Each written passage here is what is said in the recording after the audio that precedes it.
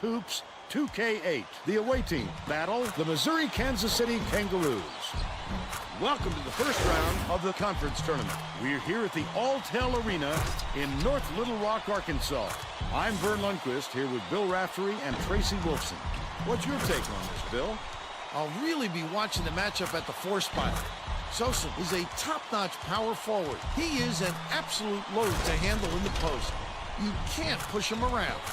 Verdeo is also a fabulous power forward. He's a tremendous threat thanks to the deft shooting touch of his. Both looking to lead their teams to a win.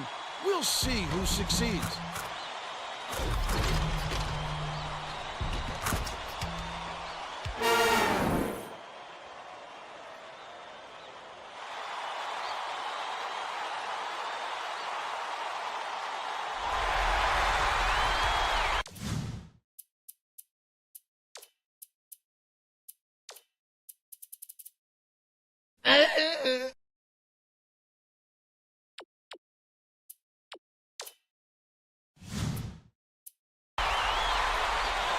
The Kangaroos control the opening tip, and we'll get this one started. The game has just begun, and they're already in the minute. The last basket was nailed by Jaquette. Chalmers inbounds the ball.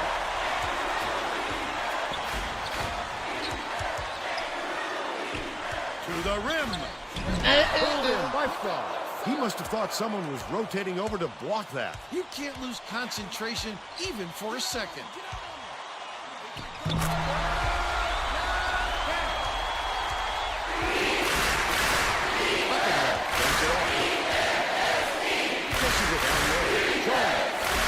Passes it to the top of the key.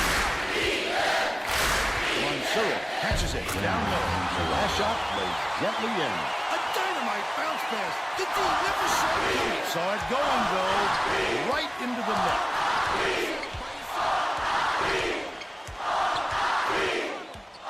Bounce pass to the elbow. Sosa has it on the perimeter. Mansour gets the rebound. Leads him in. The breaker's on. Koppenrath takes it up. Sosa grabs the rebound. Now let's check in with the third member of our team, Tracy Wolfson. Tracy? Vern, earlier today I spoke with the Kangaroos coach. In talking about his opponent, he used the word that scares coaches the most when it comes to defense, length. He said they are so long and have such tremendous shot blocking ability, we need to spread the floor and create safe, open shots. Vern? Thank you, Tracy. He misses the first.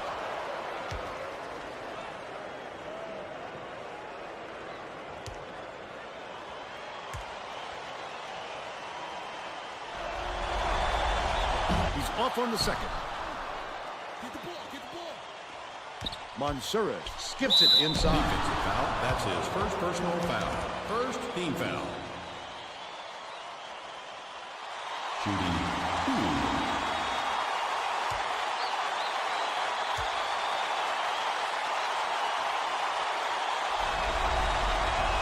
He makes the first.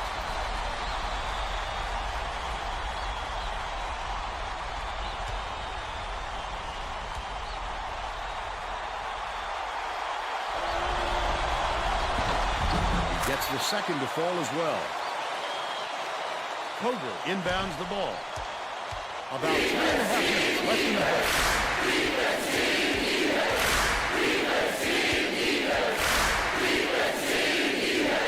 Takes it up. Played up and in by Fry. They now lead by 2.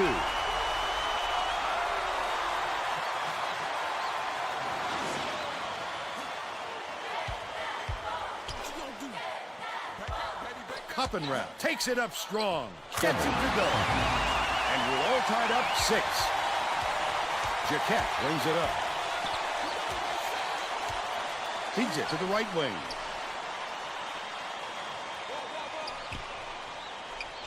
Sosa dishes it to the elbow. Errant last shot by Jaquette. That was a much quicker shot than they might have liked, but it was a pretty open look, so it's tough to fault him. That last 18-footer was off the mark by Koppenrath. He got it up there, but it just wouldn't fall. With a little more touch, it might have. Uses the crossover. No good on that last shot by Jaquette. Get it out of there, big fella. You have to protect the lane, and that time they tried the steep left one. The big guy has spent. Jones catches it in the paint.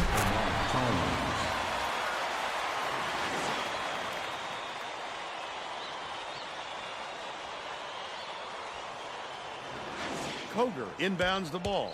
2:23 left in the first half. And it's scooped up by Mansoura. Lays it right in. That's 10 unanswered. The Missouri-Kansas City coach is trying to stop the bleeding, Vern. They've got to catch their breath and put a stop to this run. Both teams are making substitutions. Substitution on the court.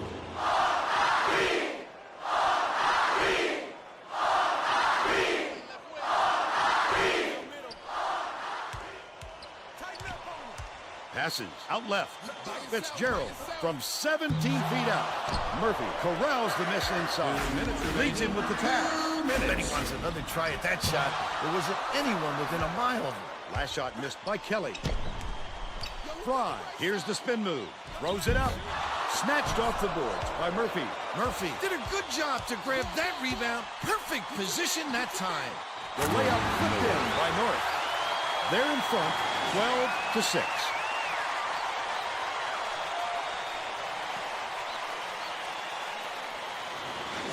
Fitzgerald inbounds the ball. Missouri-Kansas City has been on the wrong side of this long run, and Tracy's got a report for us. The Kangaroos coach is not at all happy with the drought they're going through. Their insistence to find a way, any way, to turn this one around. Thanks, Tracy. Kelly, what a way to find his man for the score. Give them those fast breaks, and they are very tough to stop. Bold pass. Sosa up the backboard, but they're still down by 6.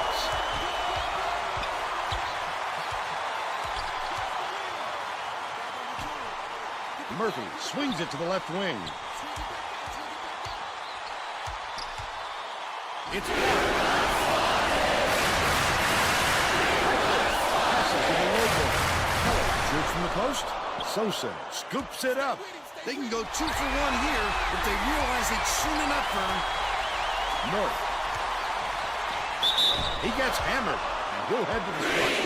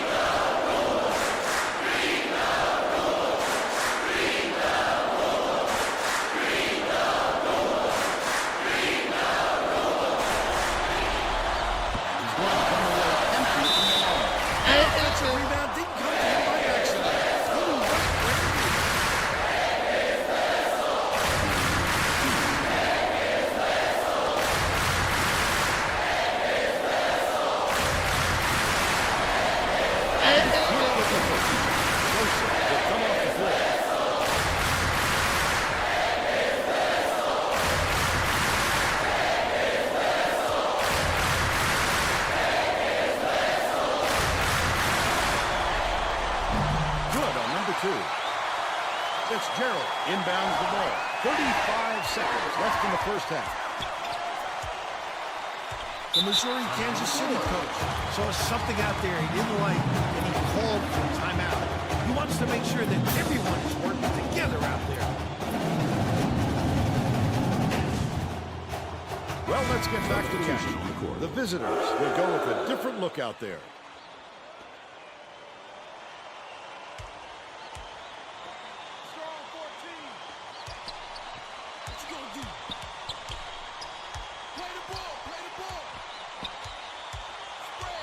Leads him in. Passes back to the free throw line.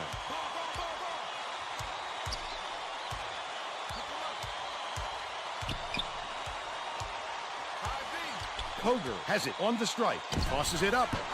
Pulled in by Koger. Goes up. Fouled hard, and he'll take a trip to the line. First personal foul. Second team foul. Shooting 2.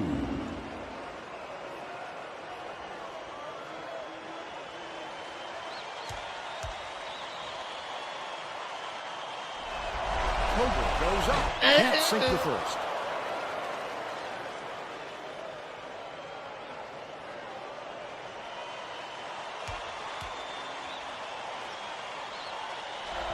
Takes it up. He sinks the second. Blue inbounds the ball. Chalmers way up court. Danny puts it up. That's the half. We're headed to the locker room. The score 15-9. What do you think of the first half, Bill? Well, I don't want to rule out the possibility of a comeback for him. It hasn't been pretty so far, but there is plenty of time.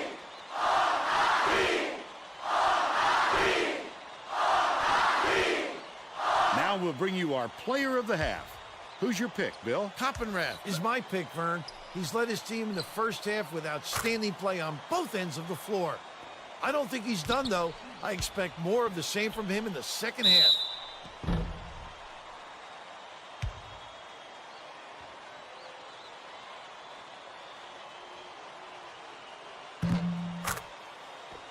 Tremendous effort from our player of the half. I'm a little bit lost. How do you miss those shots when there's nobody in front of you?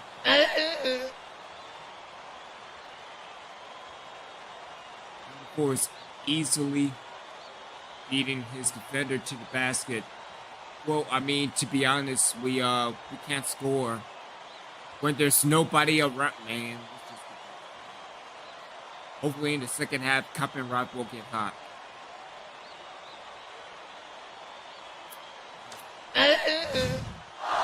We're all set to begin the second half. The away team head coach may have to deal with some chemistry issues after those substitutions because that gives them a pretty inexperienced lineup out there. Blue inbounds it to start the second half. Dumps it to the paint. North unloads from 10 feet. Reels it in. Tracy Wolfson has more on what went on at halftime. Tracy? At halftime, I caught up with the head coach. He felt that his game plan is working and said he won't be changing things up in the second half. Coach said that even though his starters had plenty of energy, he would still rotate in his bench players. He said that it wasn't a question of fatigue, but more of a method of showing different looks on offense. Back to you. Thanks, Tracy.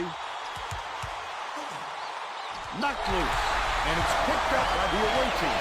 Not a good entry pass, Fern. You just can't force it in there. Rubeo has it middle, goes up. What a pretty assist on the play by North. He's shooting 100% for the game.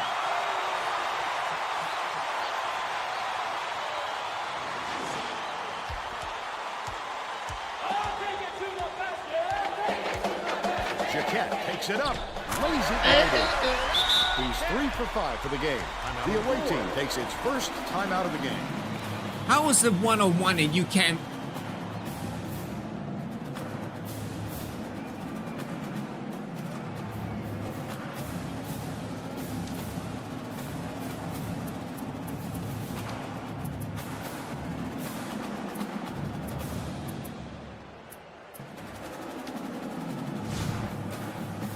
Well, it looks like they're getting set to inbound the ball.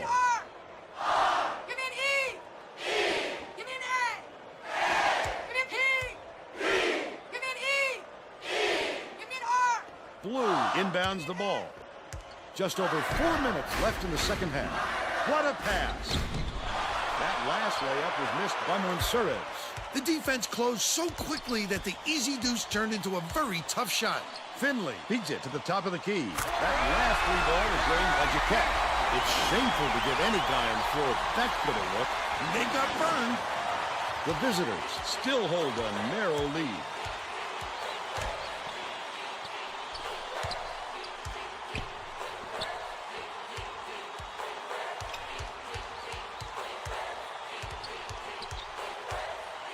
Anticipates the pass. He needed a little pepper on it. You've got to make nice, crisp passes. Lets it go. The shot for the tie was off the mark by Finley. With nobody around, he still couldn't convert. Sometimes you That's can his first score personal wide foul. open. First team foul. Shooting 2.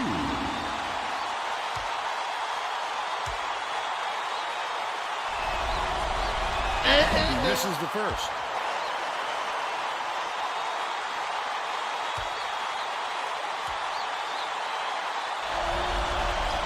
I wouldn't have guessed this guy would come up empty being the good shooter that he is. But free throws are a lot more difficult in crunch time.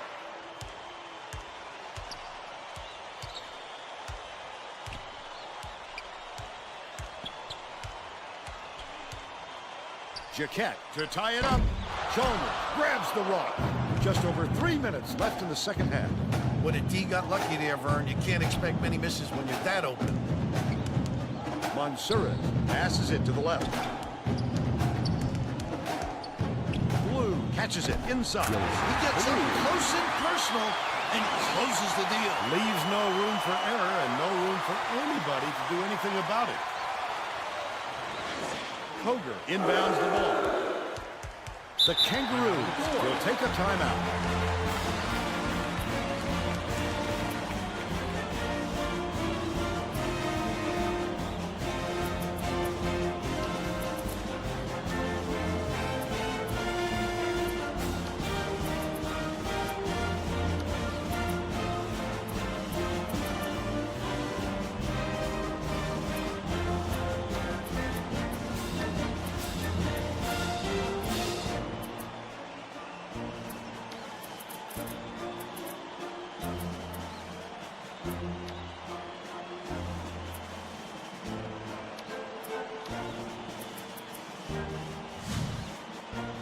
Getting set to inbound the ball.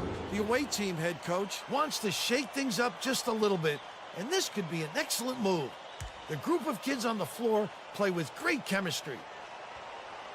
Intercepted by Coppenrath. The D was really waiting for him there. That's how you do it. Keep the heat on.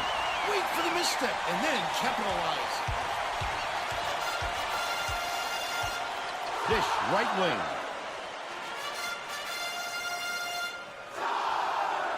Sosin.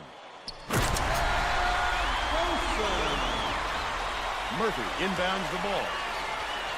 2:23 left in the game. dump by Koppenrock. They bring their lead to 7.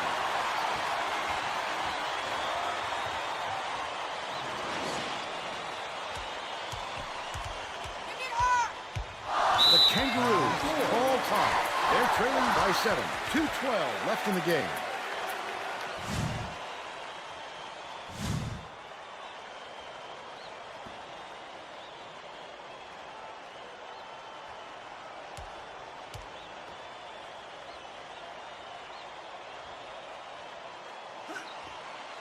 Leads him with the pass. Here's the State Farm drive of the game. That's a go-to guy right there, partner.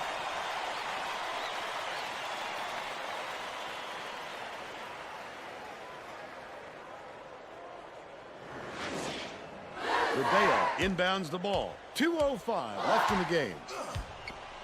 Koppenrath gets airborne. You gotta dunk that shit! You gotta dunk that They're shit! down by 7. 1:59 left in the game. Well, let's get back to the action.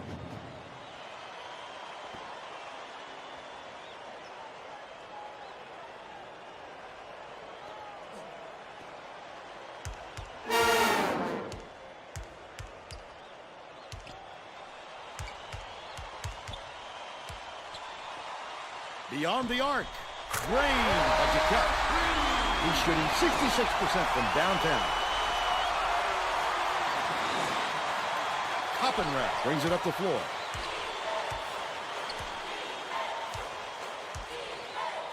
Gets it right wing.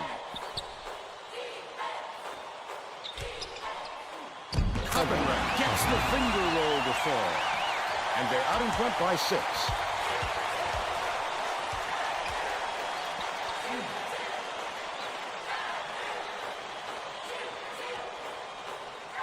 To the free throw line. Finley takes the shot. He rips down the rebound. 1:09 left in the game. Koppenrath with the teardrop. Leaves it up and in. They're now out in front by 8.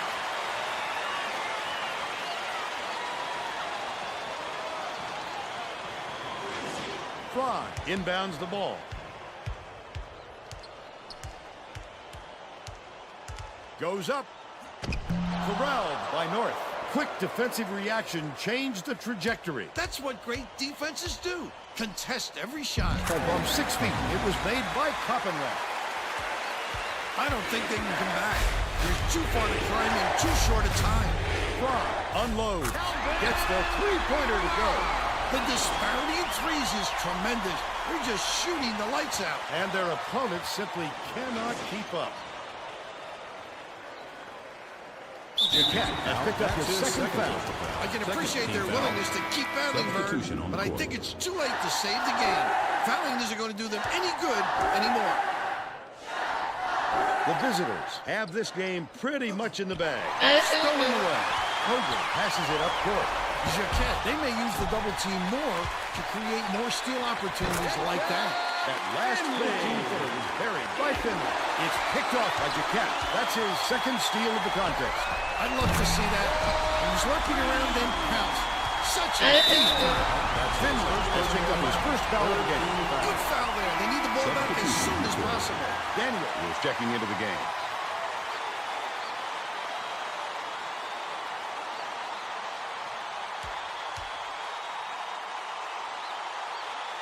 Mansoura inbounds the ball. Jaquette just picked up his third foul of the game. Well, no choice but to foul. They've got to stop the clock and get the ball back right away.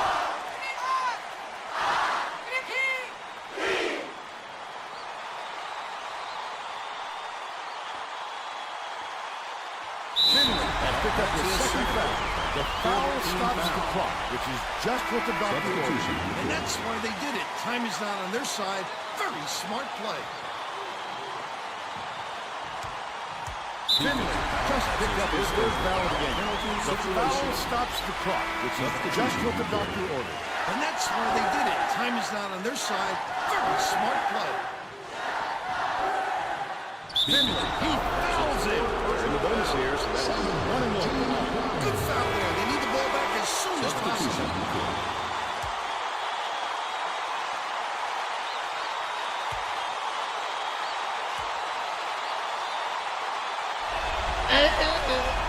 on the first. Mo beats it far side.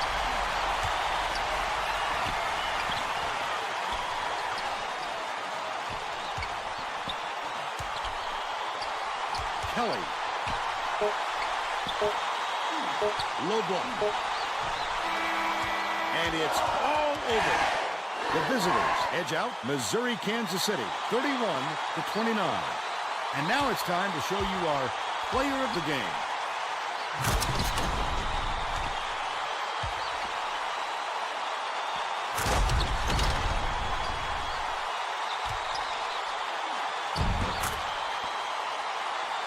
Now let's go to Greg Gumbel back in the studio for today's Pontiac game-changing performance. Thanks, Vern. Welcome, everyone, to 2K Sports Studios. I'm Greg Gumbel with today's version of the Pontiac game-changing performance. Getting into an offensive rhythm is a huge advantage for a team, and that played a factor in this game. Jumped off to a big run after knocking down the You gotta dunk that shit! You gotta dunk that shit! Run, they were able to parlay it into a victory. Thank you, Greg. This is Vern Lundquist for Tracy Wolfson and Bill Rafter. We hope you enjoyed this presentation of college hoops on 2K Sports. I really didn't want to play that, but bruh, we almost gave that game away. You were up by 9 points, and they almost came back in one. What are you doing?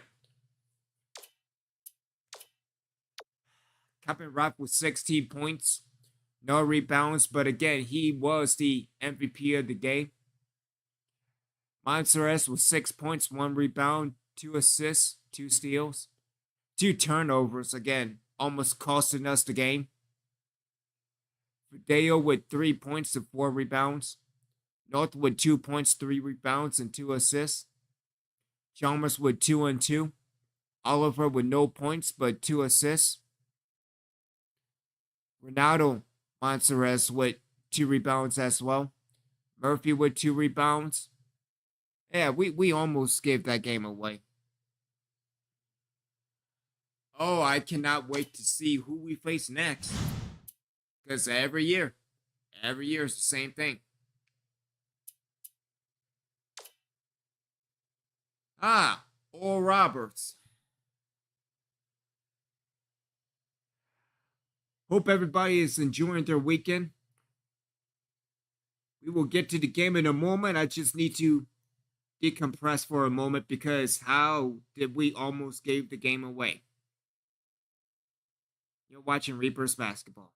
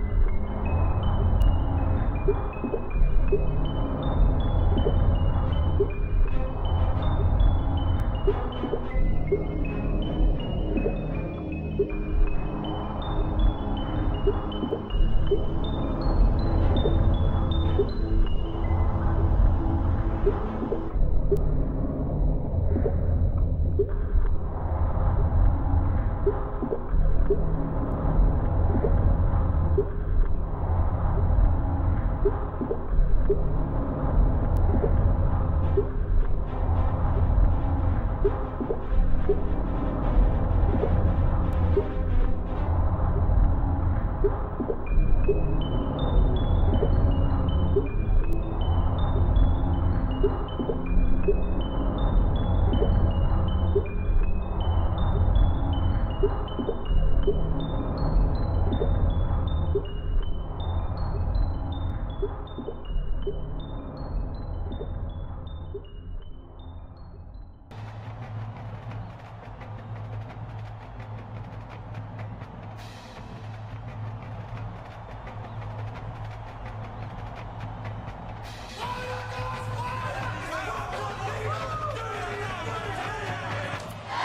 ready for college hoops on 2K Sports. The away team go up against the Oral Roberts Golden Eagles.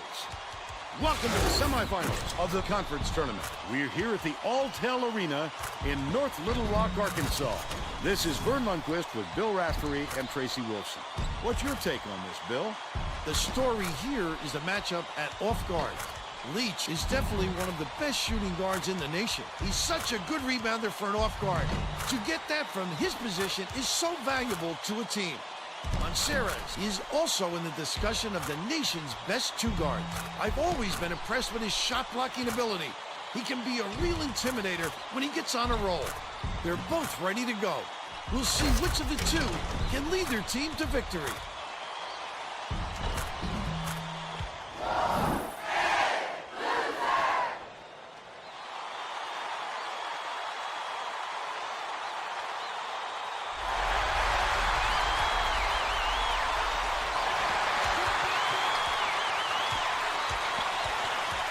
Passes it to the right side. Leach. Vandelar catches it, left wing. Feeds to the elbow. Leach from about 19 feet scores the opening field goal. They take a 2-point lead. Vandelar gets the tie-up. The offense is going to keep it. Possession arrow pointed one away. Inbounds the ball.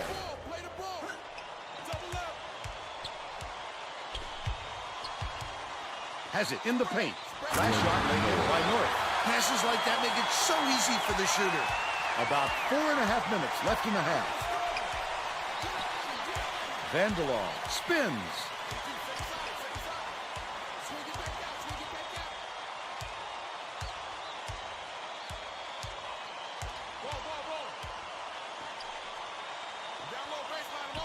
Passes it back to the elbow.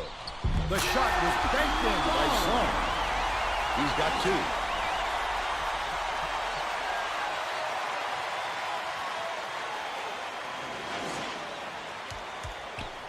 Let's go to our sideline reporter, Tracy Wilson, for an update. What do you have for us, Tracy? Well, just before the game, I talked to the head coach. I asked him if he was worried about his players looking ahead to the conference title game, and he said absolutely. He told his players that this would be the toughest game of the tournament to ensure they would focus on this opponent and not the championship game. Thanks, Tracy.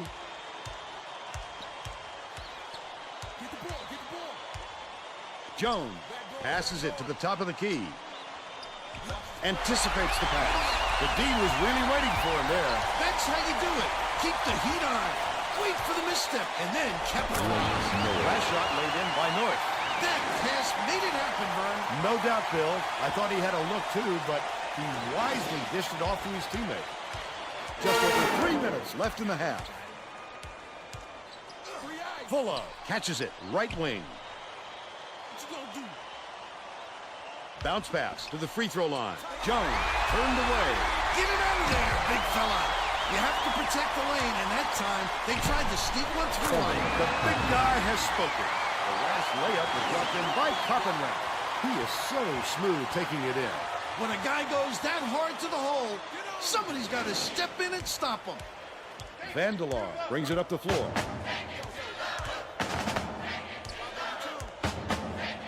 Jones backs him down. Vandelar swings it to the wing. To the stripe. Dishes to the elbow with the shot. Jones keeps it alive on the offensive end. Finished nicely down low on that last shot. Rodeo inbounds the ball. That's how to finish the hoop, Vern. Take it up strong. Chalmers passes back to the high post. Nice little crossover. He fought through the foul, no problem. And that'll give him the three-point chance. Both teams are going to make some substitutions.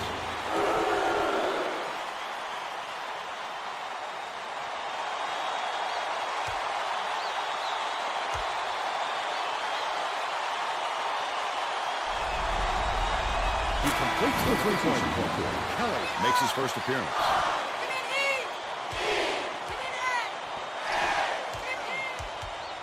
2:11 left in the first half.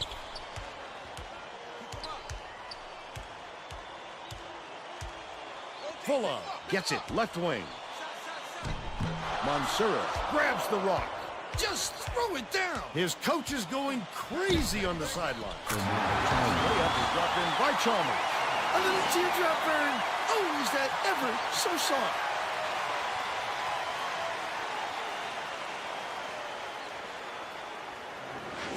Jones inbounds the ball. Oral Roberts has had serious problems with their interior defense.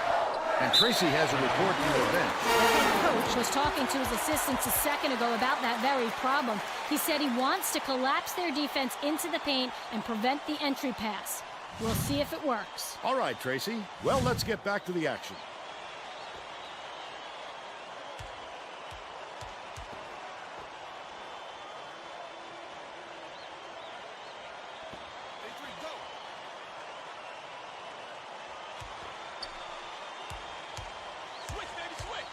Pass to the free throw line. Leads him with the pass. Puts it up. Grabbed inside by Oliver. Oh, boy. He had it, and he pulled the string. Yes, that's a shot he very easily could have made.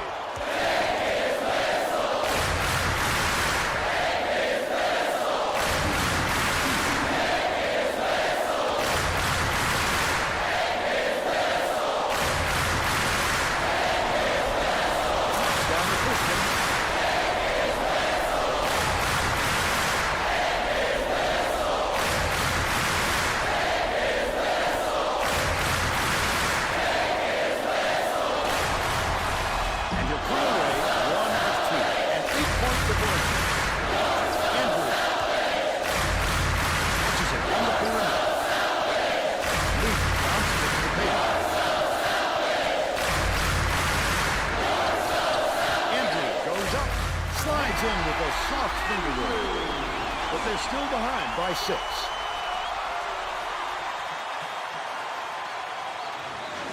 Mansura inbounds the ball. And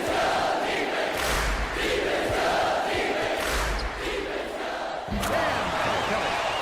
They're up 16-8. 53 seconds left in the first half.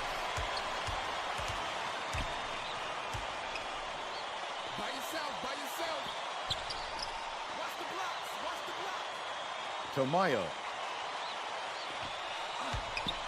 pulls the trigger, misses the long one. Coppenrath way up court, dumps it to the paint. Kelly has it down low. What a pass!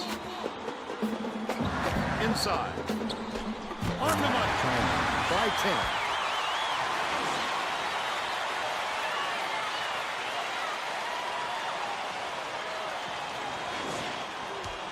18 seconds left in the first half.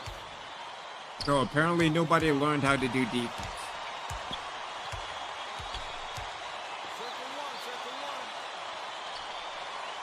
Andrew shoots it. Foul. That's his first personal foul. First team foul.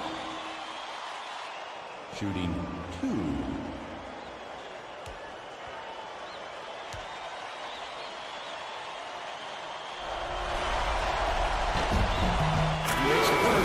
Both teams are going to shake things up a little bit with some subs.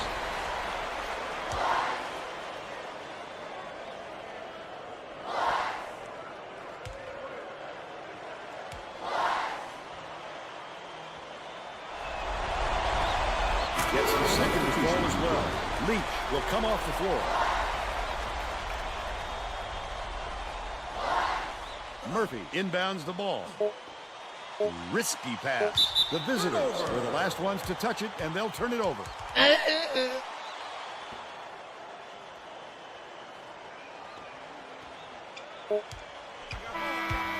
We'll head into the break with the score 18-10. Give us your opinion on the first half, Bill. I can't think of too much good to say about this game so far. Maybe you can do play-by-play and color.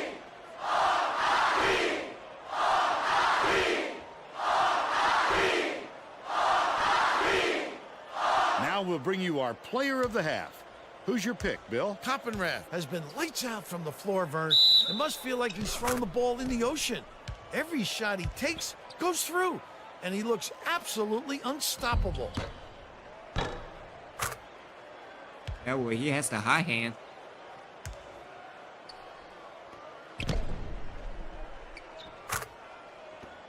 Solid performance for our player of the half. Yeah, this is the greatest college basketball game ever.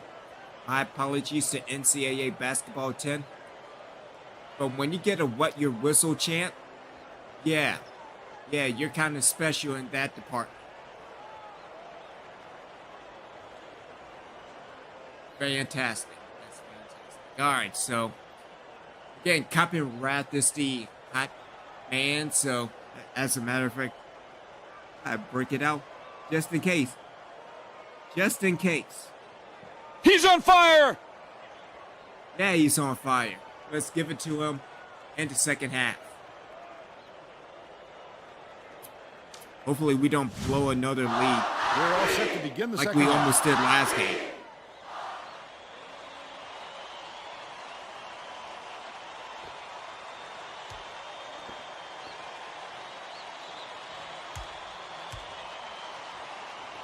Tracy Wolfson has more on what went on at halftime.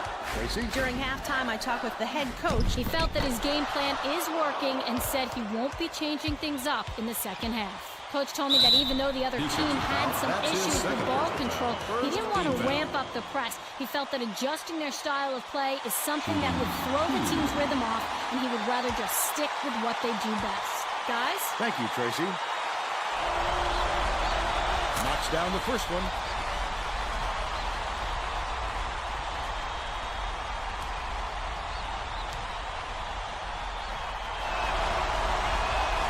He's off on the second. Jones inbounds the ball. Stolen away by the UMKC.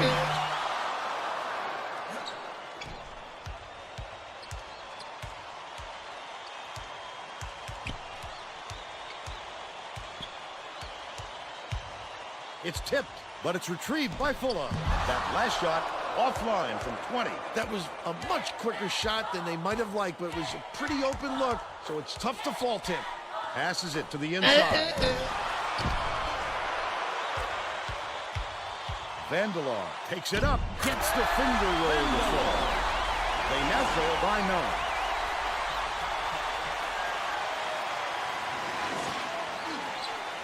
Just over 4 minutes left in the second half.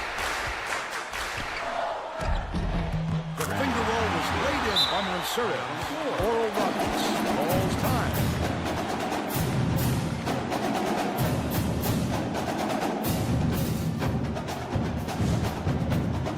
The visitors are making substitutions.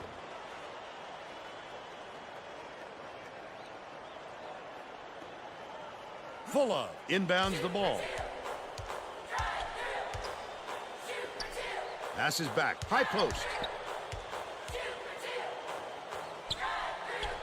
Vandelar has it on the elbow. Vandelar, lead pass down low. The steal by the away team. Not a good entry pass, Vern. You just can't force it in there. That's his third personal foul, second team foul. Shooting 2.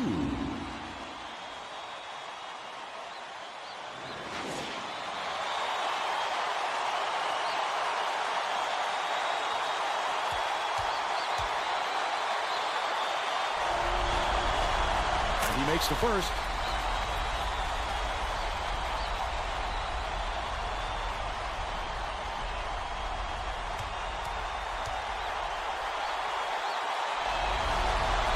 He gets them both. Murphy is coming onto the floor. Jones inbounds the ball.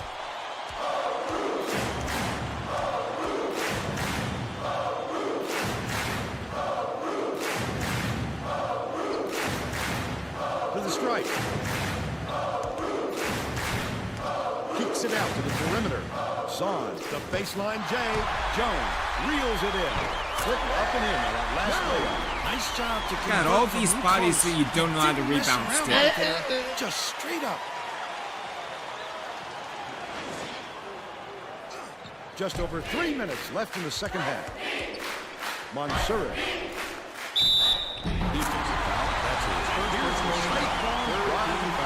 This guy is fun to watch, Vern. He can really fill it up.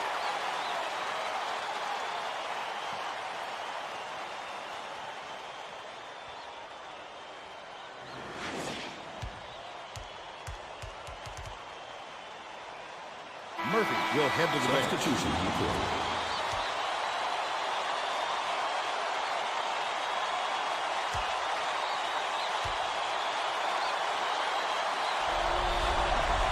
Foul shot is good for a three-point play. Zahn inbounds the ball.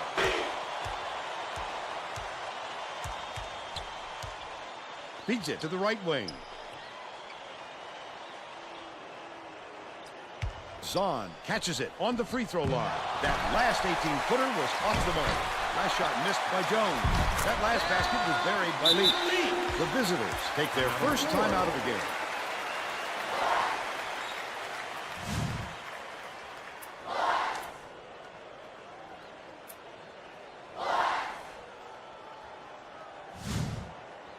The visitors are making a few lineup changes.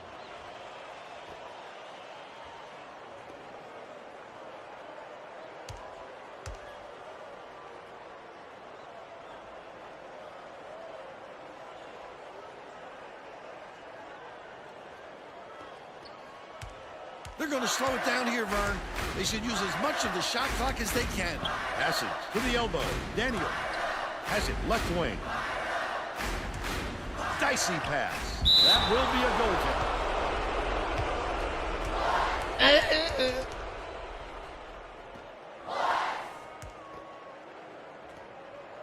Fuller inbounds the ball. To the middle. Jones, the shot down low. Off the backboard and in. Nice look by Vanderlaw. 3 assists, and he leads both teams in that category.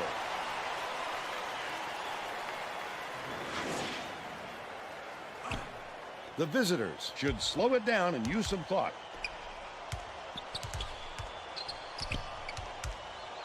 Murphy passes to the right. Daniel gets it, top of the key. Passes back to the stripe. Oliver catches it on the stripe. Daniel feeds it to the right. 2 minutes remaining. Rises and dishes. Right wing. Lets it go. Wide open shot. Missed by Murphy. But they're still out in front by 10. Skips it down low. Jones. Daniel gets the reach-in call, and that's his first foul. Not a good call. The Golden Eagles will take a timeout. They're losing by 10. 1:45 left in the game.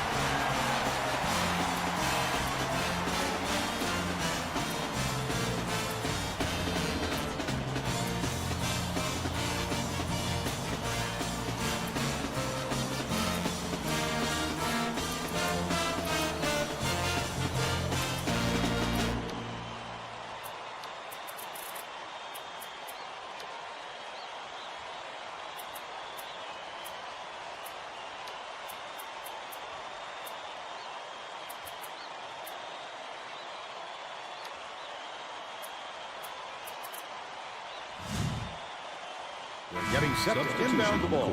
The visitors are making some wholesale changes.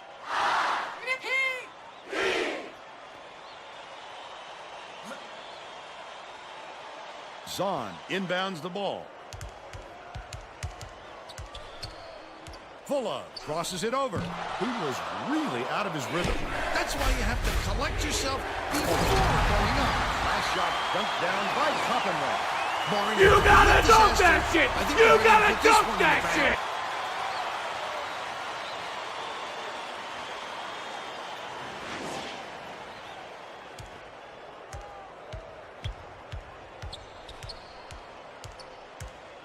Swings it to the wing.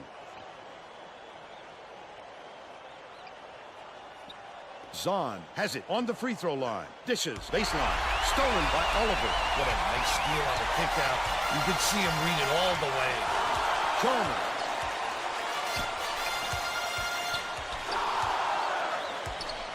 Coppenrath dumps it to the inside.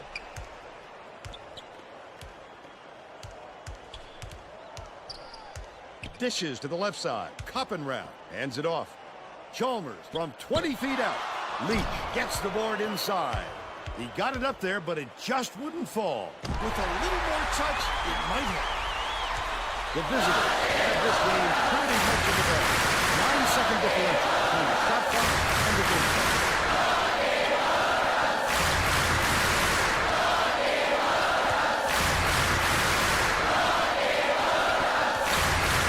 For three, and it's scooped up by Zahn. Picked them clean. But the game just slows down for him to the point he sees things that others don't.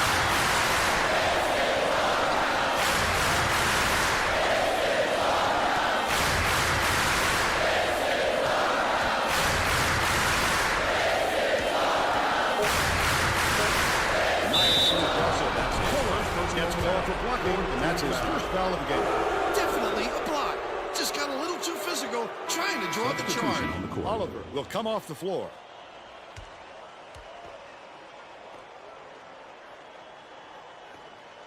Chalmers inbounds the ball. That'll do it. The away team defeats the Golden Eagles 30-18. And now it's time to show you our player of the game.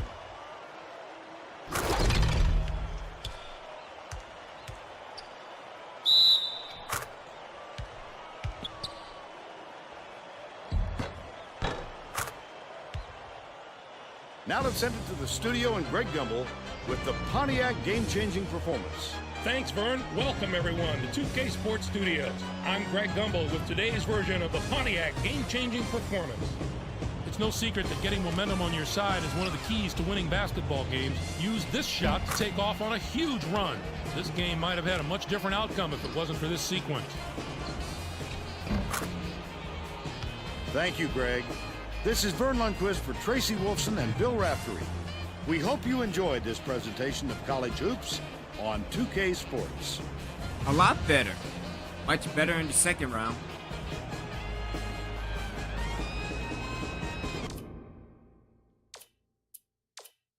So we take a look at the team stats. Coppenrath with 10 points, a rebound, and 2 assists. Steal, block, and turnover. But the only turnover is from John Oliver as well, so we didn't do too bad. Again, kind of blowing out in the second half. Again, Monserrat with 6 points, rebound, and 3 assists. Fideo with 2 points, a rebound, and an assist, 2 steals. William North with 4 points. Chalmers with 4 points and a rebound. Kelly with 4 points. And hey, he didn't shoot a 3, so I give props to him. Murphy with no points but a rebound. John Oliver with 2 rebounds. And again, Blue and Harris did not play, so overall, pretty good. Again, Coppenrath is, where is it? That's what I'm talking about. He's on fire! He is on fire. But that's not the game that we are looking for. There's only one game. I'm looking for revenge. And I pretty much know what team I will face. North Dakota State? Wait a minute. We got to look at the tournament because Oakland got defeated. But let's take a look at college hoops tonight.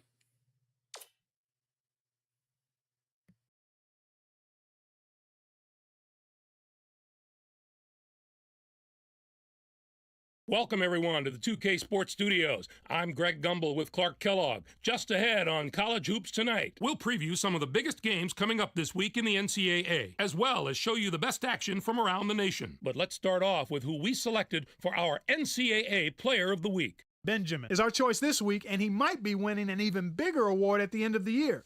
There is a lot of talk about him as a Player of the Year candidate. Now let's take a look ahead to the games that get top billing on the schedule in the days to come. The conference tournaments are upon us, and no matchup looms larger. This game is a crucial grudge match between a pair of the best teams in the Pac-10. And there's another game on the agenda that's too juicy to ignore. This conference tournament showdown should have more action than a typical game between these teams in the Big East. Now, let's turn our attention to some of the action of the past week in the NCAA with our Games of the Week. We were treated to a matchup between two teams in the top 25. Rhode Island dismantled St. Joseph's. The score might not have been close, but I don't think that's an indicator of how similar these teams are talent-wise. It was just a matter of one side having an off night at the worst possible time. Rhode Island played some absolutely stifling defense. They made the guys on the other side work for every basket, and you can see that reflected in the shooting percentage.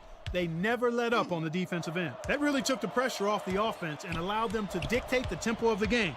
To me, that was the biggest factor. And what a game we had as two top 10 teams squared off. Villanova defeated Pittsburgh. You don't need to say much more than that. With a pair of top 10 teams of their caliber on the floor, there was no doubt this was going to be a monumental matchup. Wooten took care of business in this one. His 18 points led the team. And in addition to his scoring, he is a tenacious defender. He makes everyone around him a better defender. With this combination of offense and defense, it's easy to see why they won this game. That's our show, everyone. For all of us here at the 2K Sports Studios, thank you for watching. We'll see you next week on College Hoops Tonight, brought to you by State Farm, the #1 auto insurer. All right, so we need to see who defeated Oakland. That's what I want to know.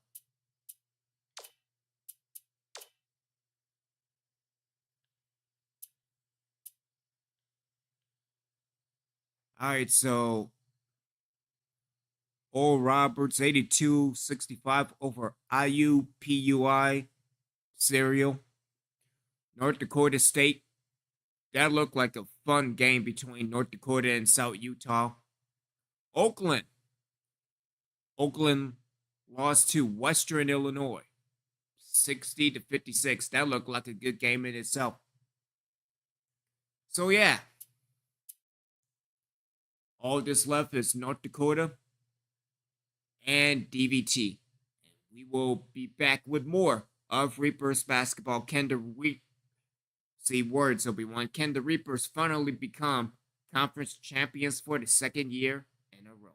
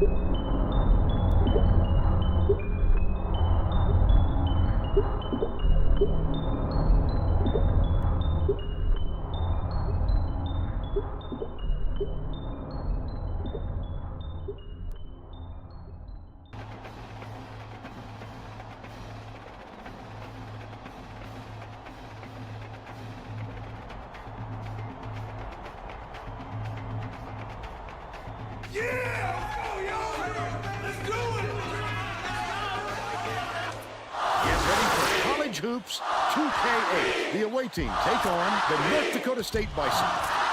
Welcome to the championship game of the conference tournament.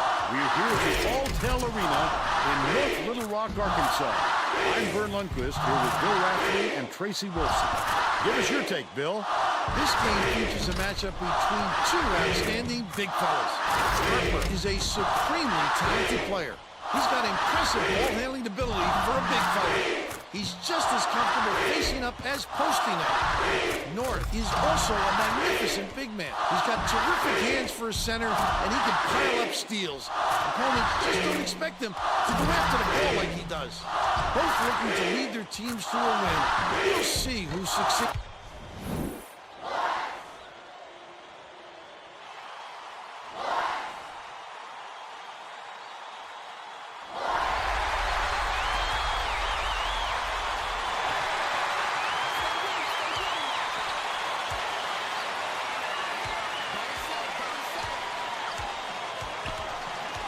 Goes up. The first basket of the game was scored by Owens. He's got two. Up and round. Picks it up. They rule this one goaltending. Count the shot. Thank you.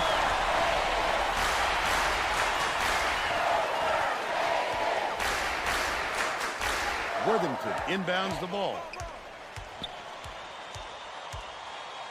Leads him with the pass. Slams it home and draws the foul. He has a chance for a beautiful work to fight through that foul and capitalize for the opportunity.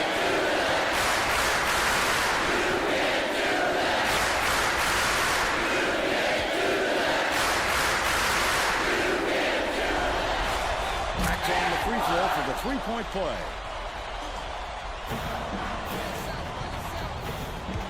Chalmers nails the jump shot. They cut it to one. About 4.5 minutes left in the half.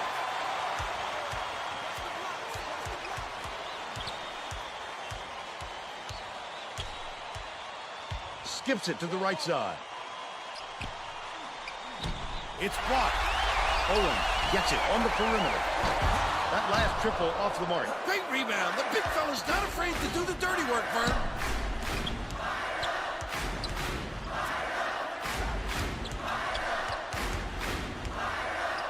Dumps it down low. Double Let's clutches. notice somebody going inside. Really appreciate it. And they're now out in front by one.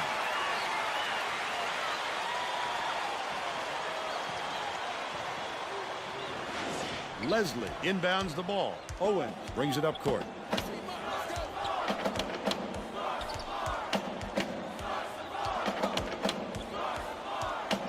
Leslie. Worthington for three. Chalmers gets the rebound. The D wasn't too worried about that one. Gave him room to get it off. Mainly because they prefer the long three over a hit driving it in. Last shot laid in by North. That's how to finish the hoop, Vern. Take it up strong. It's deflected. Takes it up. I'd love to see that. He was lurking around the pass. Such a deep pass.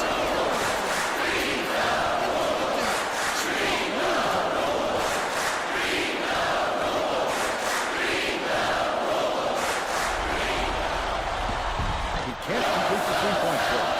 The Bison will let it in this one.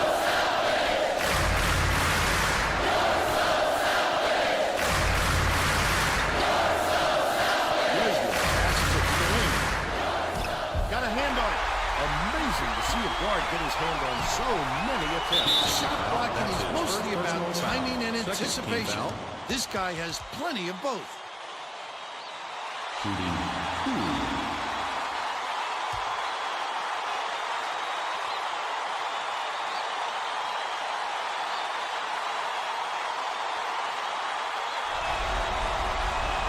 Can't sink the substitution. Both teams making a few lineup changes.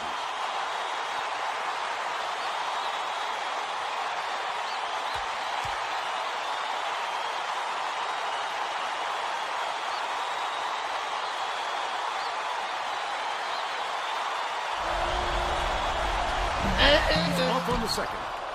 Let's check in with our sideline reporter, Tracy Wolfson, who has some info for us. Vern, before the game, I talked with the head coach. The first thing he mentioned was the electric atmosphere in this building tonight. He said he couldn't remember ever hearing such a buzz in the crowd. He wants his players to feed off that excitement and have fun in this championship game. He thinks the looser they are, the better, guys. Thank you, Tracy. Big-time rejection. It seems like nothing can destroy this guy, but he will destroy you in a heartbeat. Shooting 2.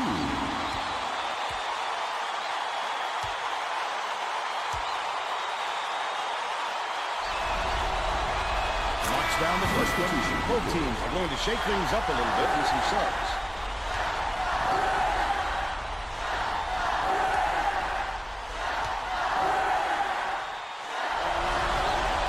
And he'll come in with 1 of 2. It's a 6-point game.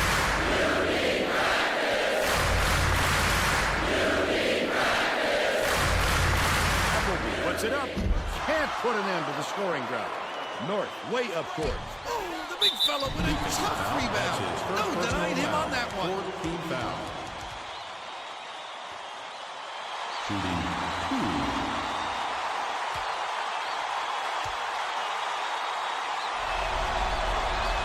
2. He makes the first.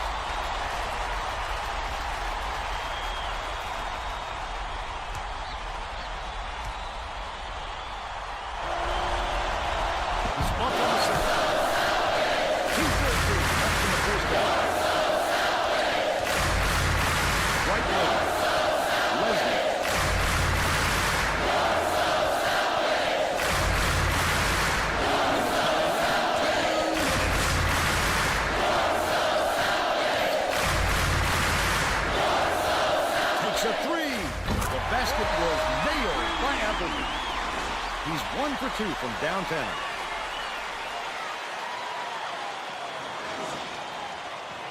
Murphy inbounds the ball.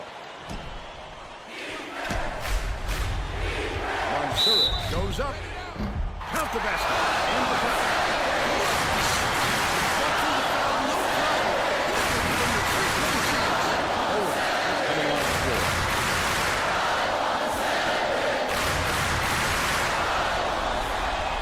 Shot is good for a 3-point play.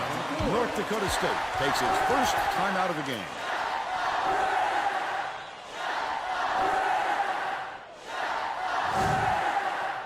Well, let's get back to the action.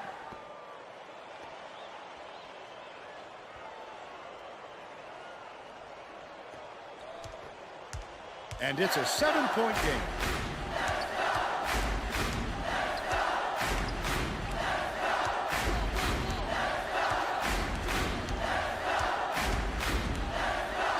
Leslie tosses it up.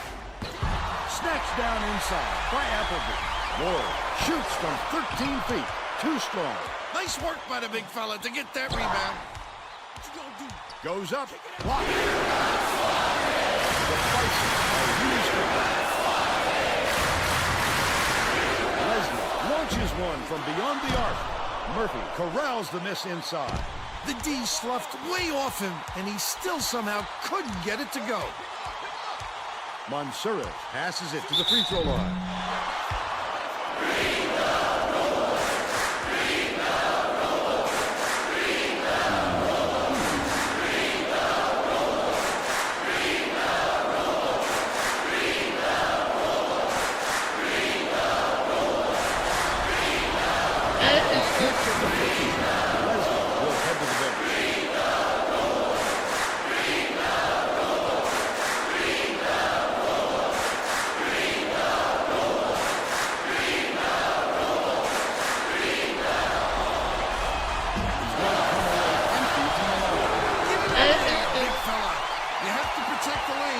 time, they tried to sneak one through on him. The big guy has spoken. Throws it up. Get that out of here. Tries again. Leads it up and in. But they're still behind by 5. 4-second differential between the shot clock and the game clock.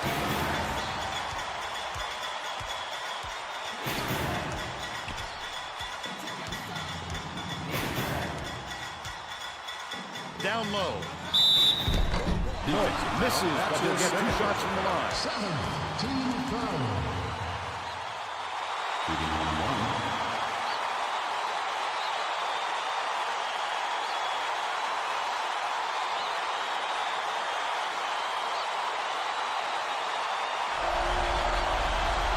He misses the first. Both teams are going to make some substitutions.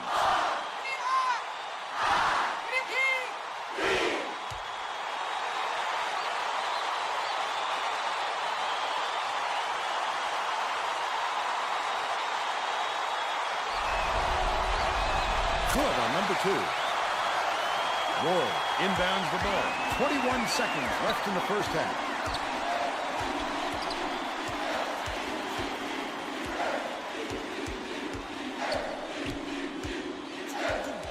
Dishes to the elbow. Slaughter kicks it out to the perimeter. The shot no good by Appleby. Listen to the crowd, Vern. This kind of excitement is why I love college basketball. That's his first personal foul. 8-team foul. Shooting on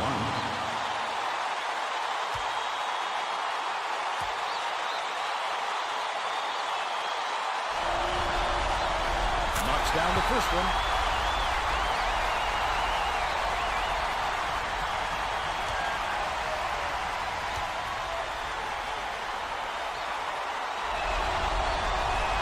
Splits the free throws.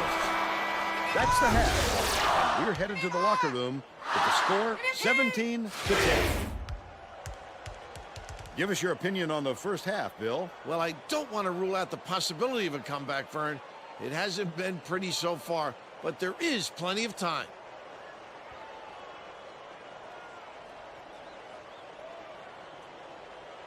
Let's see who we have as our player of the half, Bill. Monserez is my choice, Vern. He was the go-to guy from the first half, and he's been the biggest factor so far in this game. And I wouldn't put it past him to contribute even more in the second half.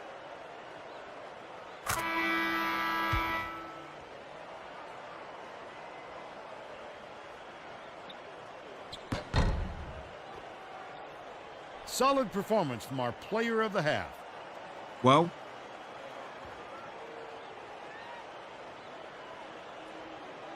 we cannot make free throws, but we make that up by not rebounding. They have been scoring our press work. They've been scoring our press defense. Let's tone this down. I think Cup and Rad needs to get hot again, like always. We could play some bench.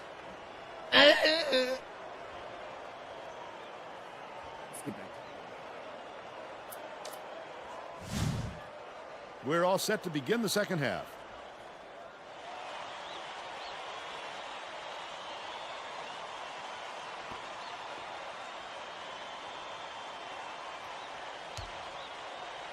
Tracy Wolfson has some extra info for us. Thanks, Vern. During halftime, I spoke with the head coach. Guys, he was ecstatic with the way things went and told his team to keep doing what they're doing. Coach said that even though his starters had plenty of energy, he would still rotate in his bench players. He said that it wasn't a question of fatigue, but more of a method of showing different looks on offense. Back to you. Okay, Tracy. We'll see if he got the message across. That last basket was buried by Copenhagen.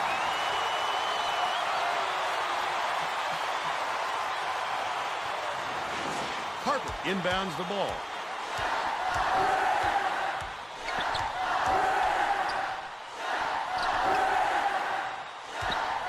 The crossover. Owen takes it up. Get it out of there, big fella. You have to protect the lane, and that time, they tried to sneak one through on it. The big guy has spoken. In the key, went to the backboard, but it was no good by North. But they're still out in front by 6.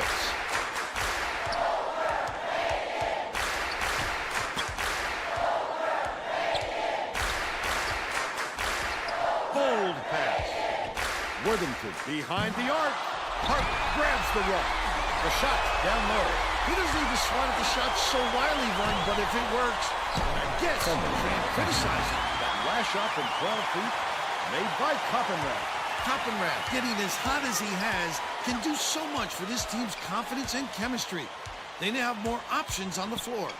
Passes inside. Stolen away by the just can't push it. Hammered in on that last You gotta dunk that shit! You gotta dunk that shit! Send it in. Leslie inbounds the ball. The North Dakota State coach is going to let his team have it. He just can't be happy with the run that they've had just now.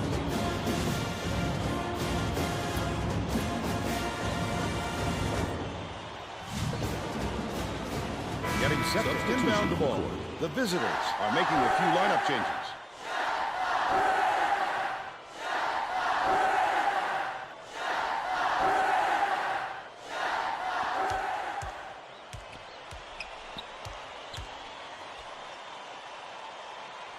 Owens.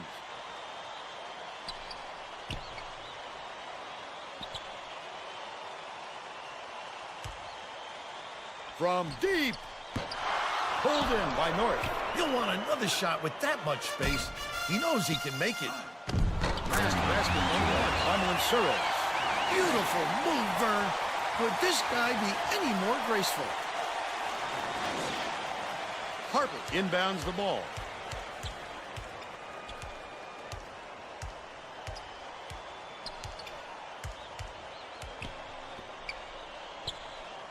Sterling dumps it down low. Harper hits it.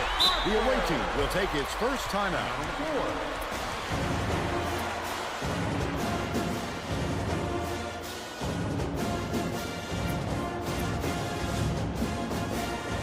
The visitors are making some wholesale changes.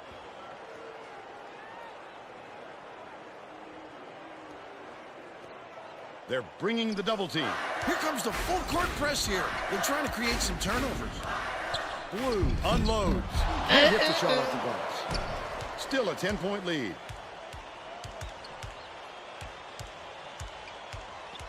Right wing. Passes back to the wing. The 20-footer buried by Owens. He's shooting 37% for the game. 2:12 left in the game.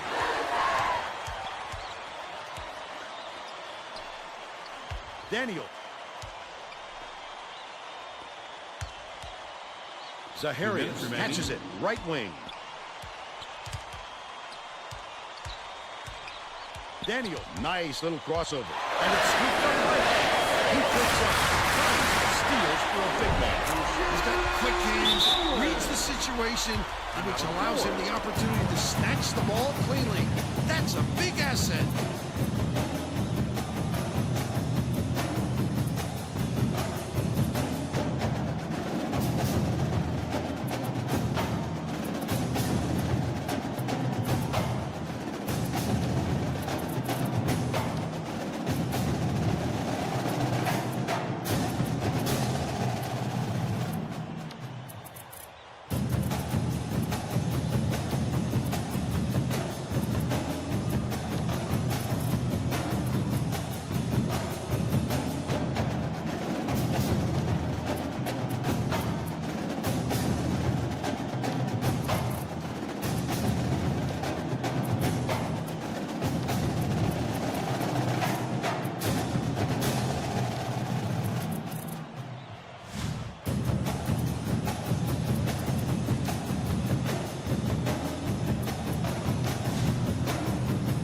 Let's get back to the action on the court. The visitors will make some substitutions.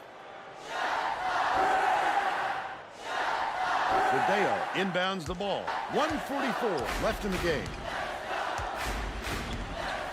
Passes left wing. Coppenrath. Hands it off. Has it right wing. Rodeo passes to the stripe.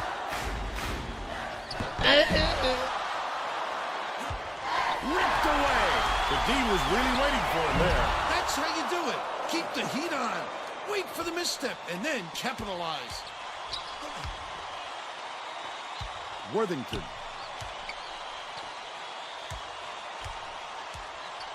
Leads him in. Brings it from the paint. That's 8 unanswered points. The away team calls timeout. They're in front by 4. 1:01 left in the game.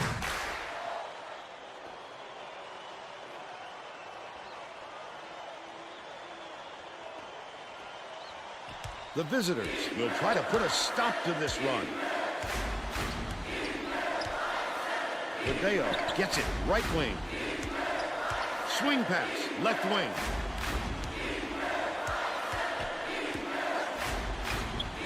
Up and wrap. Catches it out left. Goes to the crossover. Cup and wrap. Bounces it to the right. The shot clock's running down. Mansura nails it from 9 feet. Now's the time typically when the coach empties his bench. Well, there's no time to wear your starters out at this point or risk injury. Sterling didn't watch his feet and steps on the line. We're going the other way. Thank you. He lost track of where he was, Vern. That's just not heads-up basketball. Oliver inbounds the ball.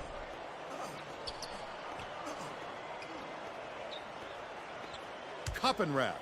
Owens has picked up his second foul. I can appreciate their willingness to keep battling, Vern, but I think it's too late to save the game. Fouling isn't going to do them any good anymore.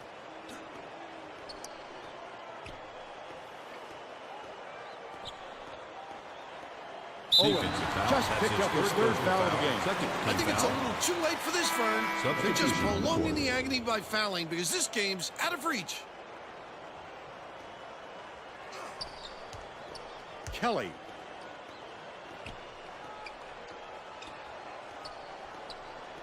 Kelly. Owens now has 4 fouls. Third team Murphy foul. is checking into the game. Substitution on the court. Give me an R. Give me an E. Give me an A. Takes the shot. Give me an P. Doesn't get it. And that's the ball game. The visitors knock off North Dakota State 27-21. They're conference champions. And now it's time to show you our player of the game.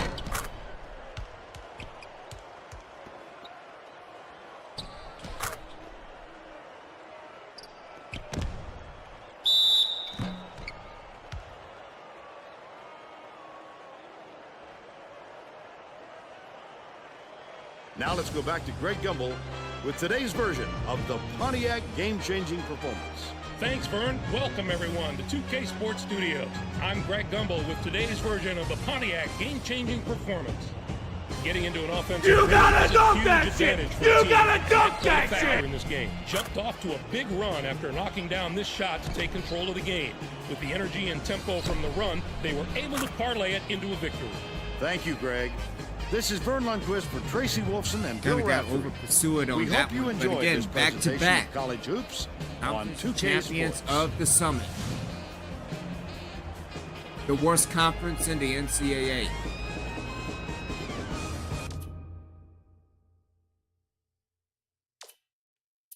Kind of quiet with Cup and Rat. Still 8 points, a rebound, and 3 assists, 2 blocks, 4 for 5, so not too bad. Again, that 3-point at the end. Monsteres with 9 points, a steal. Hideo with 2 points and an assist, steal, and 2 blocks. William North went 3 and 3 with the block. And then Chalmers with 4 points, 2 rebounds, and a block as well. So again, not too bad. Again, Daniel with a point. Still need to work on free throws because, yeah, we were, last time I checked, like 5 for 15. But conference champions of the Summit, which is not saying much given the fact that, again, we're beating teams that are, 15 and 16.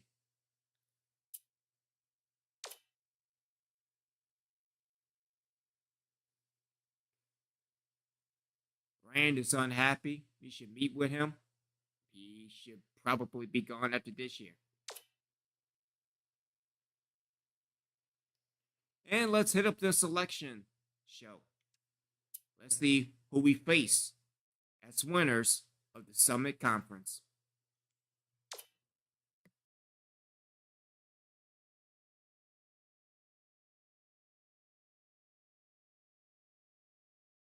Hi, and welcome to 2K Sports Studios. I'm Greg Gumbel with Clark Kellogg. We're here with the 2K Sports NCAA Selection Show. We're all set to show you the seedings and pairings, so get out your bracket sheet, get those pencils ready. Here are the basics. Of the 65 available tournament bids, 31 are automatically given to conference champions. The tournament committee hands out the remaining 34 bids on an at-large basis. An opening round game will take place on Tuesday night to narrow the field to 64 teams. But before we unveil the brackets for this season, here's a look at the final top 25 media poll of the season. There are a couple of shakeups as we get ready for March Madness. The big change is the new team in the number 1 slot. The Connecticut Huskies climbed to the number 1 spot after a terrific finish to their season. The North Carolina Tar Heels had been the number 1 team, but stumbled after spending 3 weeks at the top. There was also a big move made up the poll. The Brigham Young Cougars jumped all the way from the number 12 spot to number 5. They're peaking at just the right time, Greg. This is exactly the way you want to be playing going into the tournament. It's time to talk about the topic that has a lot of players and coaches holding their breath right now, the NCAA tournament bubble.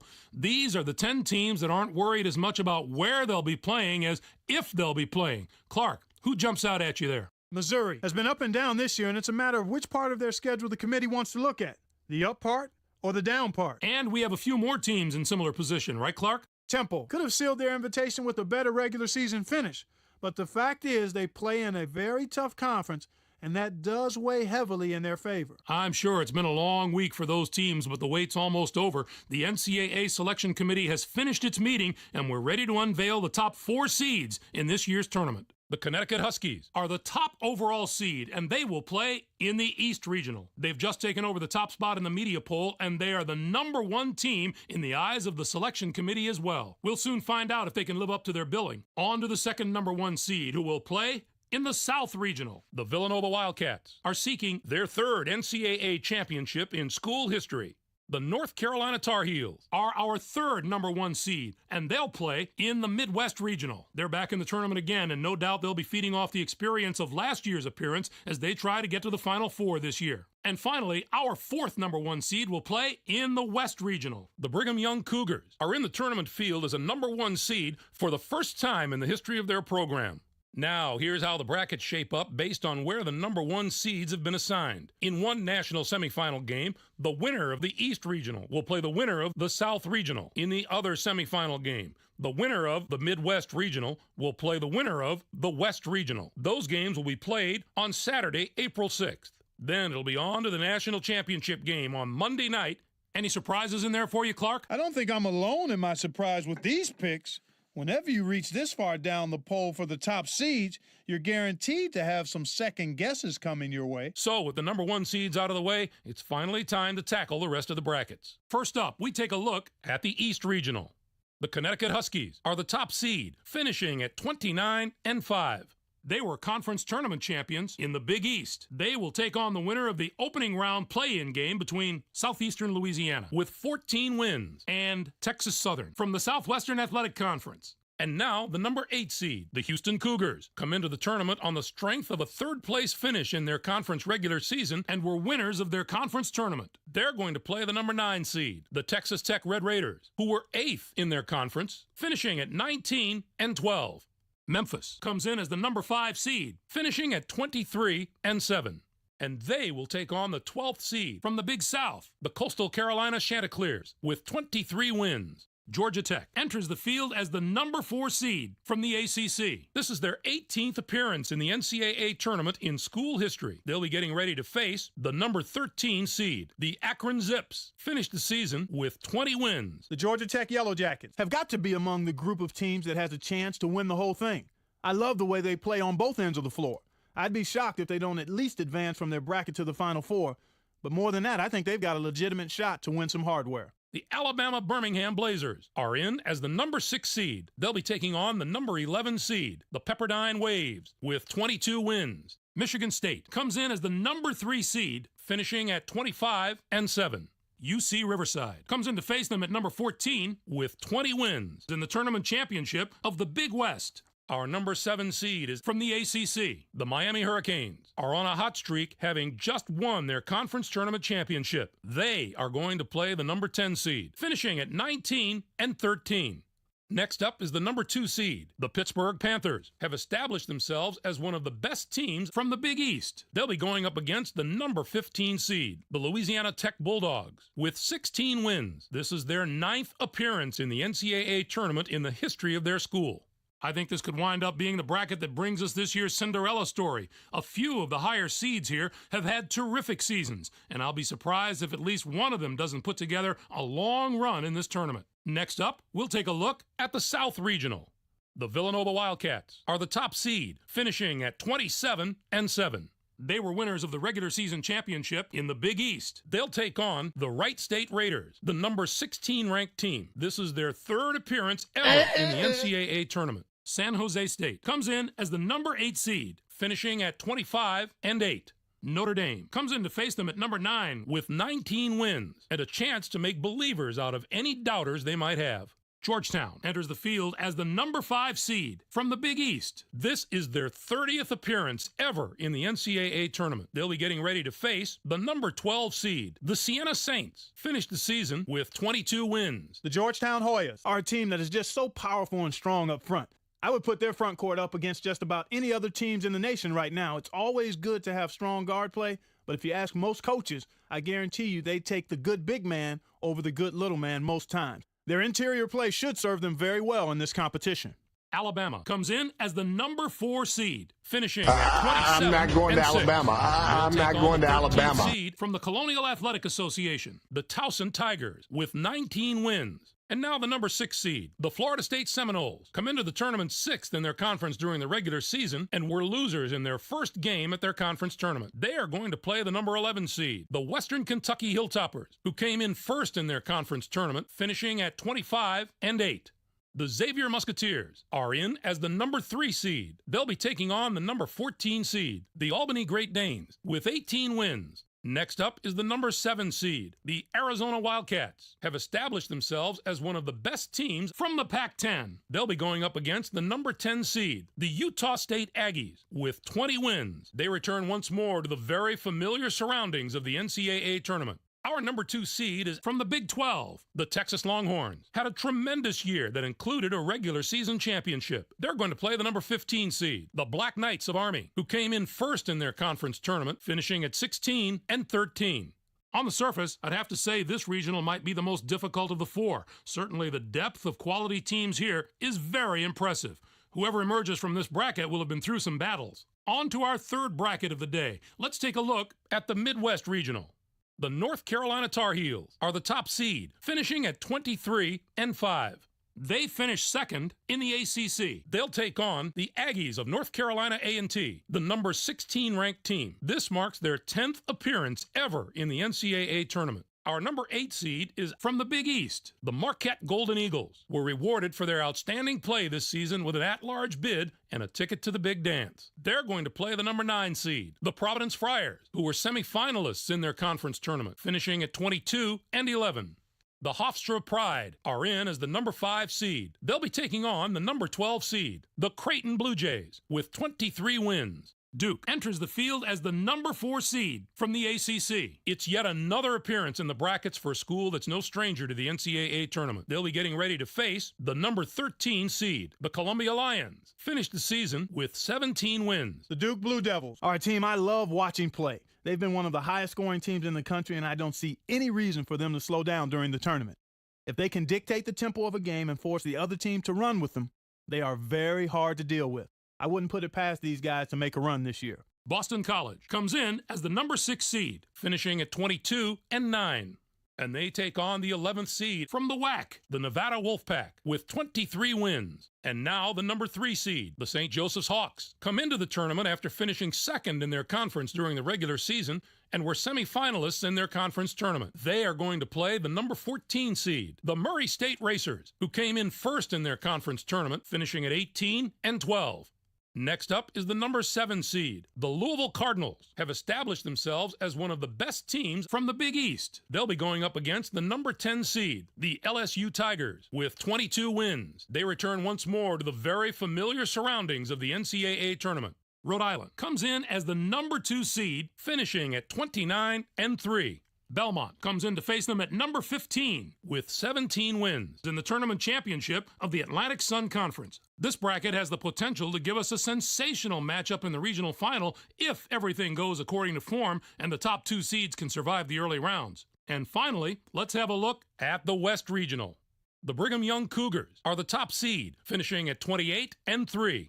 They won both the regular season and conference tournament titles in the Mountain West Conference. They'll take on the Idaho State Bengals, the number 16 ranked team. This is their 12th appearance in the NCAA tournament in the history of their school.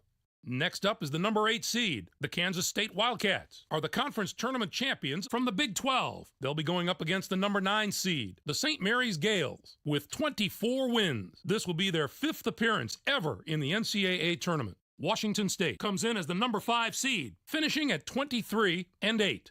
And they will take on the 12th seed from the Pac-10, the USC Trojans, with 20 wins. Stanford comes in as the number 4 seed, finishing at 24-9, with 21 wins in the tournament championship of the conference. Our number 6 seed is from the Big 10. The Illinois Fighting Illini had a tremendous year that included a regular season championship. They are going to play the number 11 seed, the San Diego State Aztecs, who were 4th in their conference, finishing at 22-8. The Florida Gators are in as the number 3 seed. They'll be taking on the number 14 seed, the Davidson Wildcats, with 21 wins. And now the number 7 seed, the Baylor Bears, come into the tournament on the strength of a 3rd-place finish in their conference regular season and were semifinalists in their conference tournament. They are going to play the number 10 seed, the Aggies of Texas A&M, who finished 2nd in their conference tournament, finishing at 22-11. NC State enters the field as the number 2 seed from the ACC. This will be their 26th appearance in the NCAA tournament in school history. They'll be getting ready to face the number 15 seed. The Sacred Heart Pioneers finished the season with 18 wins. The North Carolina State Wolfpack are going to provide serious matchup problems to any team that doesn't have depth and defensive ability at both guard spots. They have outstanding backcourt play at both ends of the court.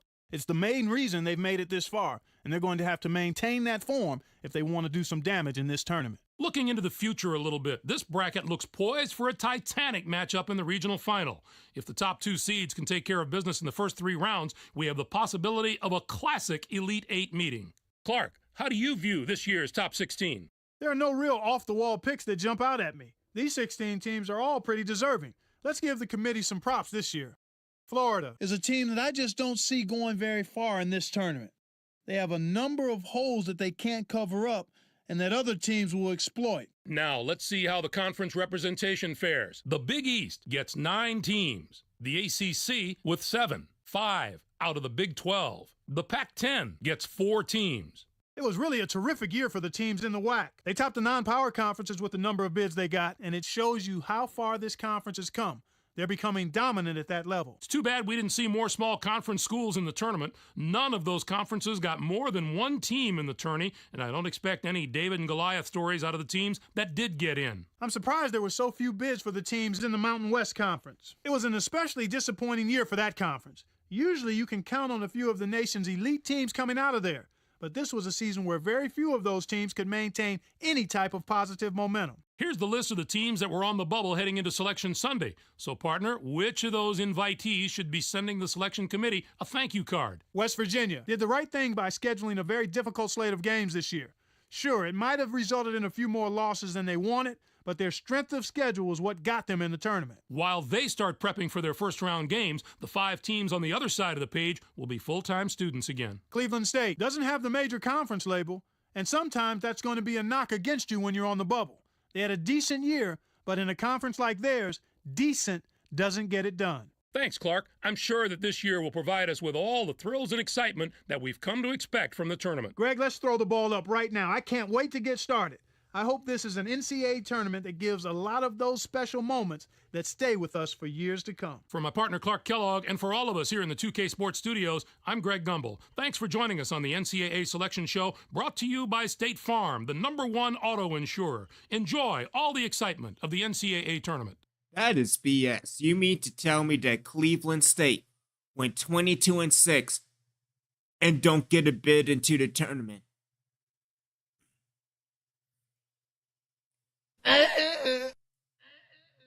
Yeah. Anyway, going up against Stanford on Thursday, so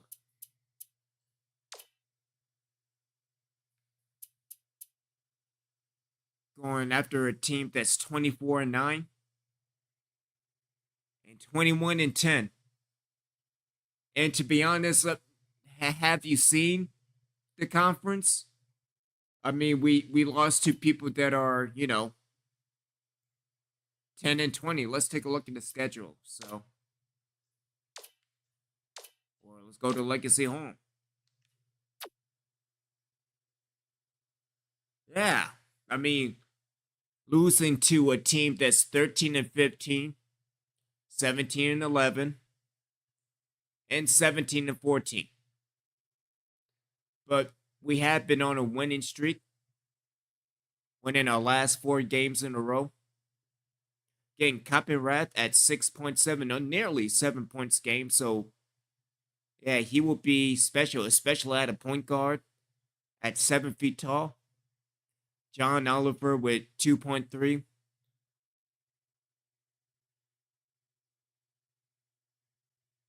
Dealing with Coppenrath, nearly 2 assists a game. Monseres with steals per game. And Chalmers with nearly half a block a game, so not too bad.